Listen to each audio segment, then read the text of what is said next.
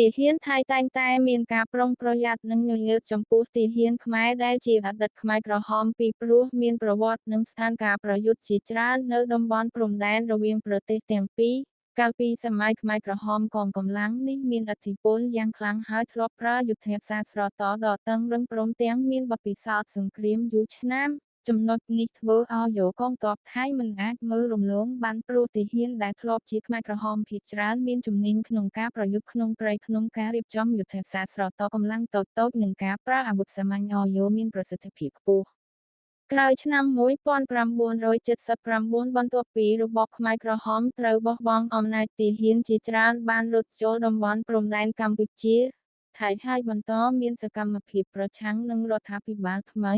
កងទ័ពថៃបានជួបប្រទះជាមួយកម្លាំងទាំងនេះជាញឹកញាប់ដោយមានការបាញ់ប្រហារការប្រយុទ្ធតាមព្រំដែននិងការបង្កអន្តរាយជាច្រើន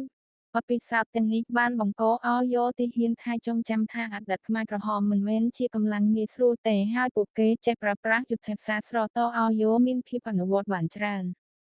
លើពីនេះកត្តាផ្នែកនយោបាយនិងសន្តិសុខក៏ធ្វើឲ្យយោធាហ៊ានថៃមានការមិនទុកចិត្តព្រោះនៅក្នុងអតីតកាលប្រទេសថៃត្រូវបានប្រើជាតំបន់គាំទ្រផ្នែកផ្គត់ផ្គង់និងជាកន្លែងស្នាក់នៅរបស់កម្លាំងខ្មែរក្រហមជាច្រើនការចូលរួមនោះបានបង្កការច្របូកច្របល់សម្រាប់ថៃផងដែរព្រោះមានកម្លាំងនយោបាយអន្តរជាតិច្រើនកំពុងពាក់ព័ន្ធដូច្នេះកងទ័ពថៃយល់ថាការយកចិត្តទុកដាក់ចំពោះអតីតខ្មែរក្រហមគឺជាវិធីបង្ការមិនឲ្យយោមានហានិភ័យចូលមកក្នុងប្រទេស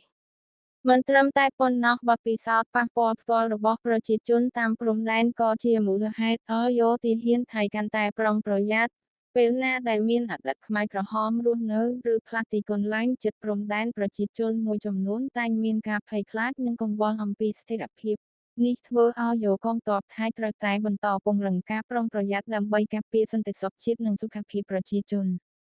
បញ្ហាប្រវត្តិសាស្ត្រស្រតរវាងកម្ពុជានិងថៃជាច្រើនដងក៏ធ្វើឲ្យយកកម្លាំងប្រដាប់អាវុធទាំងពីរមានការសង្ស័យនិងបន្តសង្កេតប្រជាជននិងទាហាននៅតាមព្រំដែនទោះបីជាក្នុងស្ថានភាពបច្ចុប្បន្នមានការចរចាសន្តិភាពនិងសហការច្រើនកើតឡើងក៏ដោយកងទ័ពថៃនៅតែរក្សាការប្រុងប្រយ័ត្នចំពោះអតីតខ្មែរក្រហមព្រោះវាជាកម្លាំងដែលមានប្រវត្តិប្រយុទ្ធយូរឆ្នាំនិងមិនងាយបំភ្លេចពីអតីតកាលបានដោយសារទាំងអស់នេះទាហានថៃមិនមែនស្រាប់តែញញើតចំពោះទាហានខ្មែរដែលជាអតីតខ្មែរក្រហមទេប៉ុន្តែវាជាលទ្ធផលនៃបទពិសោធន៍ប្រវត្តិសាស្ត្រស្រតកត្តាសន្តិសុខនិងភាពជាក់ស្ដែងនៅតាមព្រំដែន